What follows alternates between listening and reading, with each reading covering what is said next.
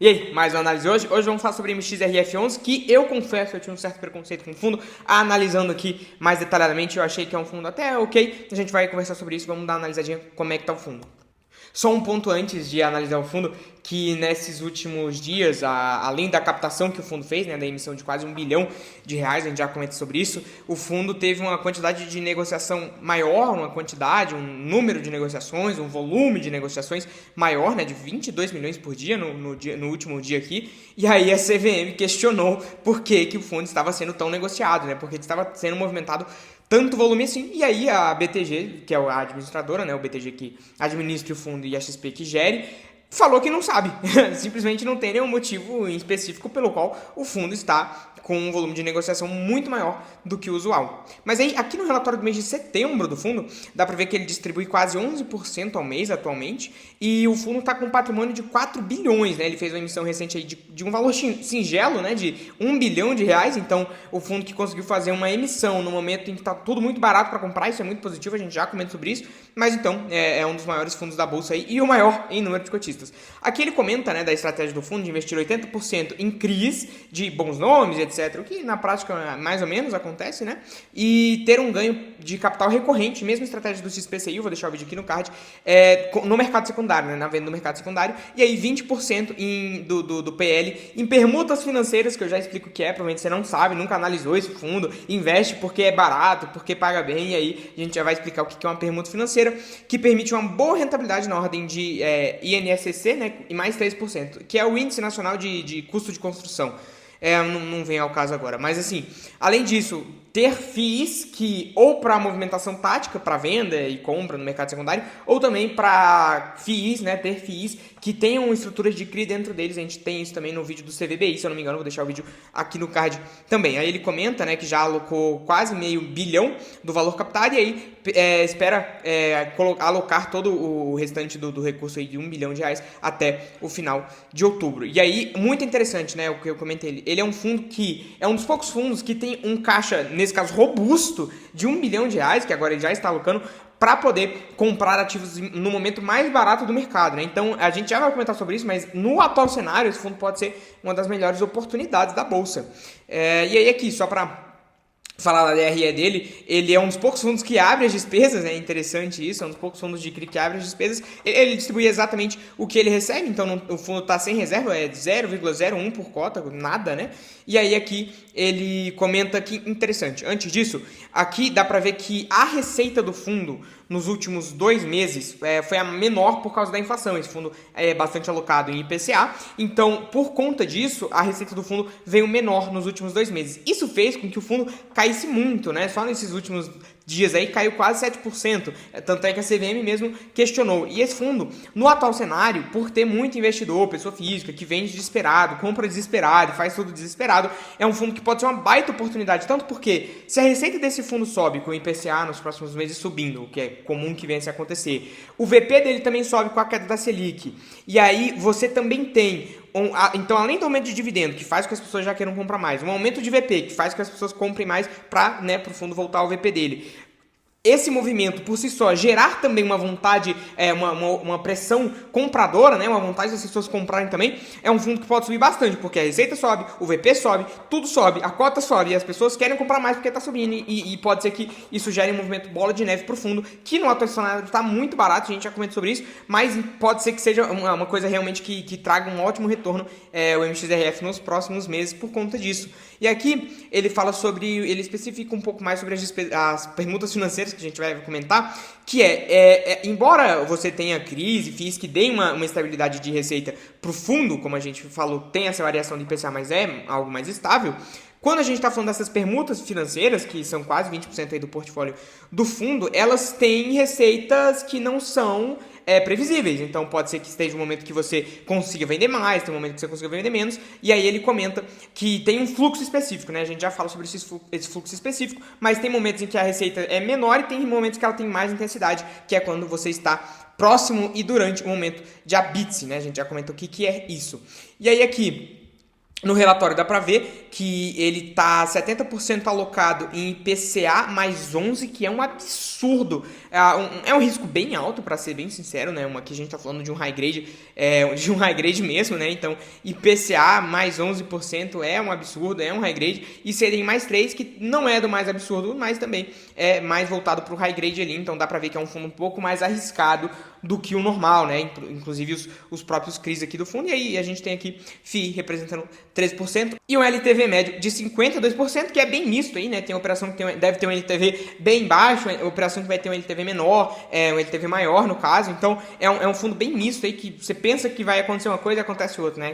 Aquelas séries de plot twist. E aí o fundo, como ele estava no VP há pouco tempo atrás, ele fez essa emissão, captou dinheiro, que é muito difícil você estar captando, mas o fundo no valor que ele está hoje, 29 de outubro, a gente está falando de comprar IPCA mais 11 menos taxa, a gente está falando de IPCA mais 10,5, claro que mais high yield, né? E CDI mais 4. E quando ele estava a 9,36, que foi há poucos dias atrás, era igual comprar IPCA mais 12 e CDI mais 5. Então estava um absurdo de bom, né? Mas mesmo assim pode ser que continue sendo uma oportunidade. Aqui comentando sobre as aquisições que ele fez, foram 300 milhões em CRIs alvos, em CRIs que ele procura manter na carteira, e 200 milhões em CRIs para gestão temporária do caixa, né? Que é o que a gente inclusive comentou no vídeo do equilíbrio, vou deixar aqui no card, que é para você poder alocar mais rapidamente o valor da emissão e depois você fazer as alocações alvo, né? Depois que você já tiver investido esse dinheiro, não deixar o tempo corroer esse dinheiro, né? E o dividend yield cair por consequência. E aí aqui são 118 milhões no CRI do Bem Brasil, que é uma produtora alimentícia, né? Um varejo alimentício, a IPCA mais 7, então você pode ver que é bem conservador, e o Mateus TRX também, que é IPCA mais 7, então você pode ver que ele joga conservador na hora de falar de caixa, né? Além disso, em outubro, ele teve a alocação do CRI FS Infra, a IPCA mais 11, que inclusive foi o vídeo que é o que está no VRTM, né? É o CRI que está no VRTM também, então vou deixar o vídeo aqui no card, o vídeo já tá aí no card para você, que é o mesmo CRI do VRTM lá que a gente comentou. Além disso, ele comenta que ele realiza de perto um monitoramento para ver a saúde financeira, com o objetivo de entender se esse aperto monetário, o aumento da curva de juros, né, o aumento dos juros no país, como é que isso afeta as empresas. Então, ele diz que tem um acompanhamento de perto, embora não seja o que acontece tantas vezes, né, por esse fundo ter muitos CRIs, né. E aí ele comenta aqui que ele pegou o CRI Birman, colocou 200 milhões no CRI Birman 32, que é um CRI emitido por um fundo imobiliário, que não é listado, que é para comprar um imóvel em São Paulo, né? O Birman 32, imóvel na Faria Lima. Ele comprou 13%, né? Esse fundo imobiliário comprou mais ou menos 13% do imóvel do Birman 32 por 300 milhões de reais. Então olha que absurdo o valor desse prédio, né? 13% equivale a 300 milhões de reais. E aí o fundo emitiu um CRI para poder comprar esse imóvel. E aí esse CRI ele emitiu por perto de 300 milhões de reais também. E aí o MXRF decidiu se tornar o maior investidor, o maior credor do fundo ao colocar 200 milhões, ou seja, quase 70% aí da quantidade emitida pelo CRI, a IPCA mais 9. Então você pode ver aí que foi uma operação, inclusive essa operação virou a maior operação do fundo, equivalendo a 5% do PL, mas como é um fundo comprando um imóvel bom e tem alienação fiduciária do imóvel, pode ser que não seja tão arriscado assim, embora a taxa seja mais agressiva, sim, tá? E aí aqui já falando da carteira do fundo, como eu comentei, é um negócio que é aquele filme, aquela série que uma hora tá de um jeito, outra hora tá de outra, né? Você acredita que por ele ser mais high yield, ele tenha mais mezanino, mais subordinadas, mas não é o que acontece. Ele tem bastante participação em séries únicas, o que é bom, né? E aí aqui os setores de atuação são um pouco mais high yield, aí sim, dessa vez a gente não caiu no plot, que é 30% em residencial e 20% em varejo alimentício, então dá pra ver que a gente tá falando aqui de quase 50% em setores mais instáveis, né? Da nossa economia. A duration do fundo é de 4,2 anos aqui, né? 4,2 anos, que é uma duration de novo, que é o kick da bola engana, então você espera que a duration, por ser uma taxa maior, por ser um fundo high yield, seja menor, mas a duration dele é até que confortável. E aí aqui a gente tem o Birman 32, né, que tem uma duration de 4 anos, virou 5% do PL, foi, né, lançado nesse último mês, então nem pagou nada até agora, é um CRI que acabou de sair no mercado, a IPCA mais 9, então uma taxa altinha aí.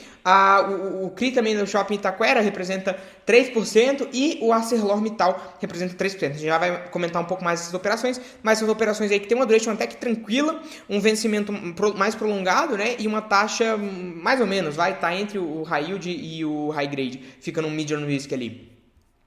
E aqui, só para comentar, né, que esse fundo tem tanto CRI que chega a ficar pulverizado. Se ele perder todos esses CRIs aqui derem calote, a gente está falando aí que ele perde o quê? 2 meses de receita. Então, inclusive, teve calote por alguns devedores, a gente já vai dar uma analisada disso, mas você pode ver que representa o quê? 0%, 0,06, 0,012, então representa nada do portfólio essas operações aqui, do tanto que o fundo cresceu, né, e do tanto que ele tem de operações aqui. Então, só para comentar isso.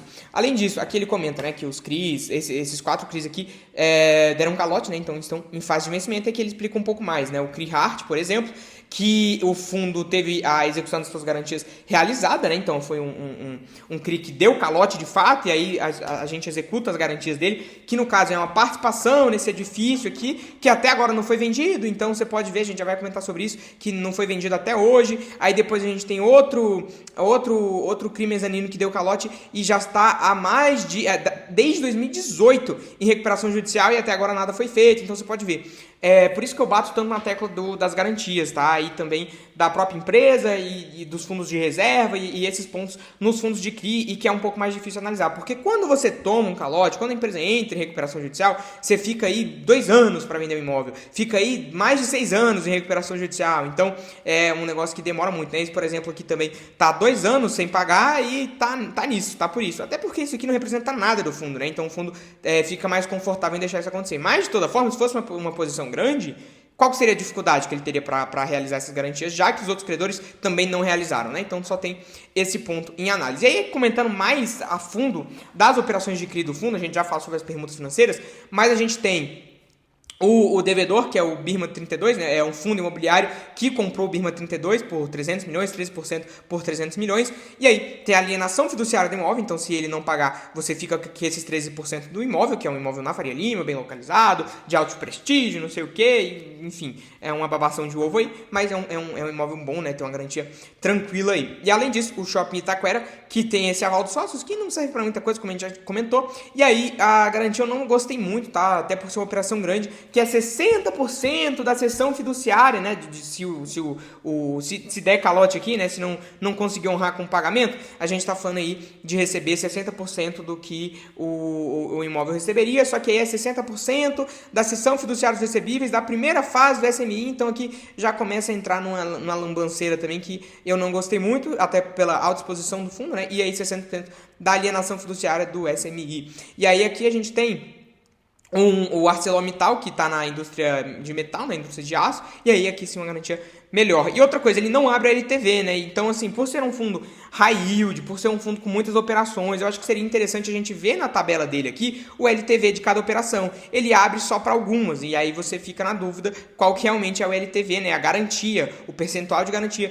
que você tem sobre essas operações. Então, acho interessante a gente ter isso em mente.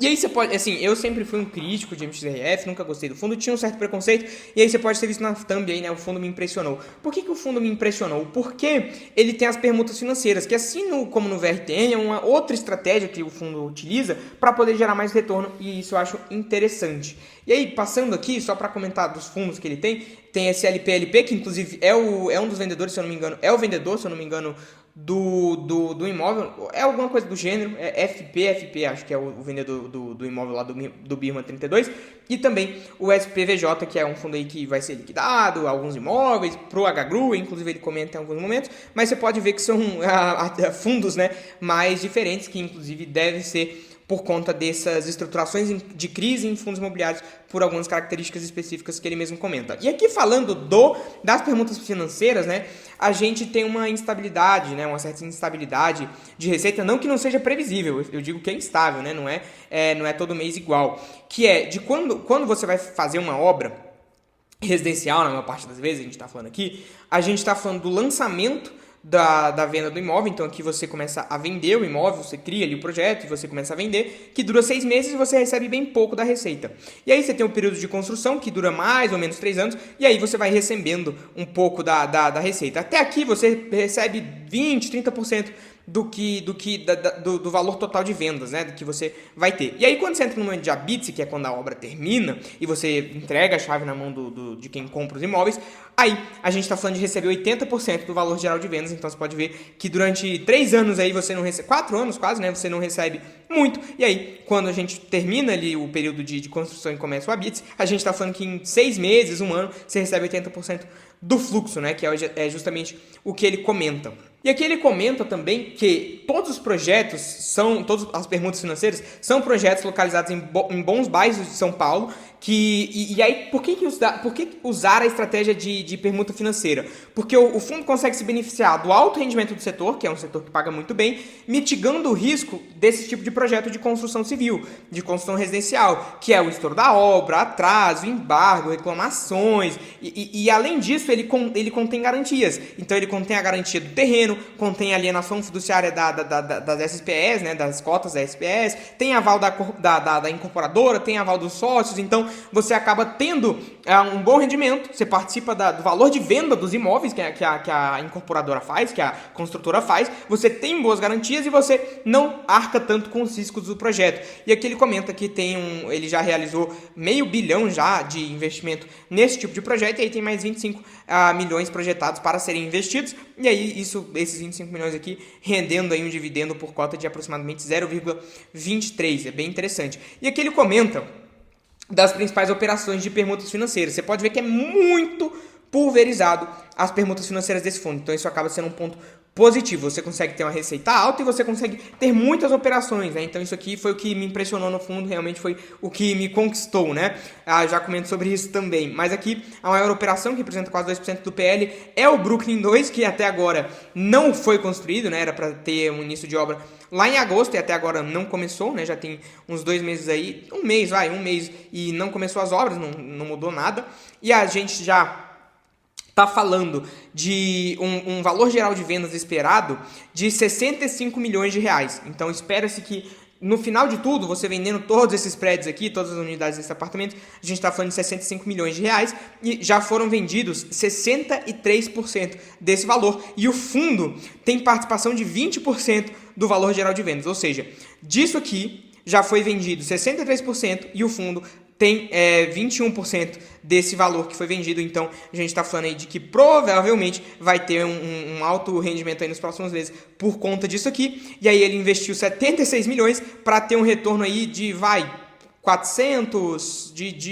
80 milhões, mais ou menos, 80 milhões. E aí a entrega de todos os imóveis, que é o período onde a gente sabe que começa a ter receitas maiores, mas aqui já foi uma boa parte delas, é em novembro de 27, quase 2028. E aí o Brooklyn 3, que também, né, é na mesma operação aqui, né, não foi iniciadas as obras, a gente espera que ele vá ser lançado, ou seja, ele vá começar a tentar divulgar, a tentar vender o imóvel lá em 2025, aí vai entregar lá em 2029 quase, vai ter um valor geral de vendas aí de mais ou menos 400 milhões e o fundo não vendeu nada até agora, claro, não foi lançado, e o fundo vai ter uma participação de metade desse valor aqui, investindo cerca de 50 milhões, né, investindo cerca de 30 milhões. Então, bem interessante essa operação do Brooklyn 3 aqui. E aí, passando pro final aqui das garantias que foram executadas, né, a gente tem os ativos que estão em garantia e que tomaram um calote, né, a gente tem esse prédio aqui, o Oceanic em Santos, o Jardim Europa também, e aí você fala, poxa, o prédio tem um fundo inteiro? Não, né, como esse foi um objeto da execução da garantia do CRI, né, já que o CRI não pagou, você tem um imóvel, você tem uma participação nesse imóvel que vale 8 milhões de reais e até hoje não foi vendida, né, ele está disponível para venda, então é difícil você lidar com uma garantia, né, o que você não quer é que você tenha que tomar a garantia, então até por isso você quer que ela seja alta, você quer que ela tenha um valor, você quer que você realmente não tenha que executar a garantia. Aqui também no Jardim Europa você tem uma participação que está disponível para venda, sei lá quanto tempo, e aqui também, né, esses outros dois prédios aqui também você tem essa participação. Mas sobre a MXRF é isso. Eu achei que é um fundo muito interessante por conta dessa permuta financeira, né, que a gente já comentou, que traz vantagens pro fundo, é um fundo tentando se diferenciar aí. Claro que, na minha visão, não é um fundo que você normalmente vai escolher pra ficar por longo prazo. Essa sempre foi a minha percepção. E aí agora, analisando o fundo, pode ser que até seja um fundo pra você pegar e investir por longo prazo. Só que pra mim a maior vantagem ainda continua sendo arbitrar o sardinha. Então, por exemplo, agora a cota tá nas mínimas. Quando o fundo aumenta o dividendo, começa a receber o valor da BITS, por exemplo, do Brooklyn 2 aí, por exemplo, o valor da VP aumenta por conta da queda da Selic. O próprio mercado fomenta isso por conta do aumento da Selic. E aí a cota subindo, uma pressão melhorando mais, você pode ver que a cota, por exemplo, sai de R$9 como tá hoje pra R$12, né? Então, e aí a cota ainda tá no VP por causa que os CRIs são marcados a valor a mercado, eles têm a marcação a mercado neles. Então, pode ser que esses movimentos sejam muito mais interessantes do que investir no ativo pra longo prazo, mas como eu sempre falei que não era um ativo para longo prazo, agora eu venho aqui falar que talvez seja. Possa ser que seja um ativo para longo prazo, mas sobre MXRF é isso. Se você tiver qualquer dúvida, deixa no comentário, deixa o like e se inscreve no canal.